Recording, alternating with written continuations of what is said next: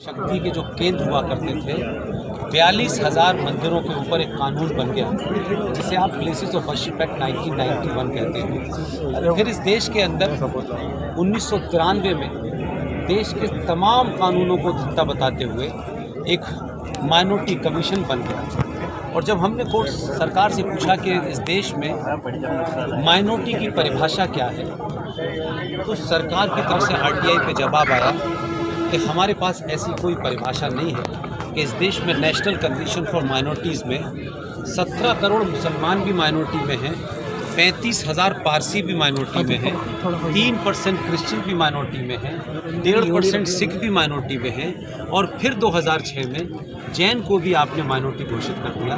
जो यूएन का जो चार्टर है उसका सेक्शन 24 ये कहता है कि टोटल पॉपुलेशन का 1.5 जो भी होगा वो माइनॉरिटी कहलाएगा।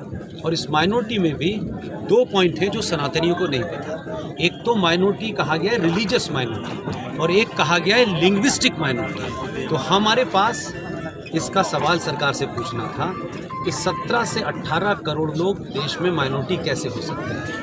और इस देश ने माइनॉरिटी कमीशन शब्द को मुसलमान बना दिया है, यानी जब तक मुसलमान माइनॉरिटी कमीशन का चेयरमैन नहीं होगा तो मुसलमान असुरक्षित होगा। मुसलमान मिनिस्ट्री बना दी गई इस देश के अंदर, मुसलमानों के नाम पे वक्फ बोर्ड बनाया गया, फिर सच्चर कमीशन बनाया गया जिसका 5,500 करोड़ का बजट है। मेरा सिंपल सवाल है कि जब भारत के संविधान को 1976 के अंदर लिखित में आपने कहा कि भारत आज से लिखित तौर पर धर्मनिरपेक्ष देश है, यानी सेकुलर देश है, तब फिर इस सेकुलर देश के अंदर माइनॉरिटी कमीशन, वक्फ बोर्ड, मुस्लिम एजुकेशन बोर्ड, ये प्लेसेस ऑफ वर्शिप एक्ट, ये सब कैसे हो सकता है?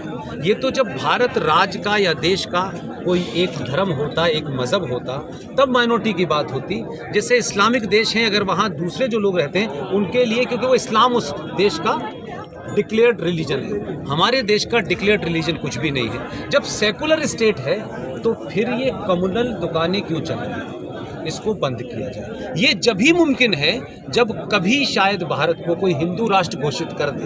तो हिंदू राष्ट्र घोषित हो गया तो इसका मतलब है कि स्टेट का रिलीजन जो है वो हिंदू है, तो बाकी लोगों के लिए विशेष सुविधाएं अलग से दी जा सकती हैं, जैसे इस्लामिक देशों में अलग से है।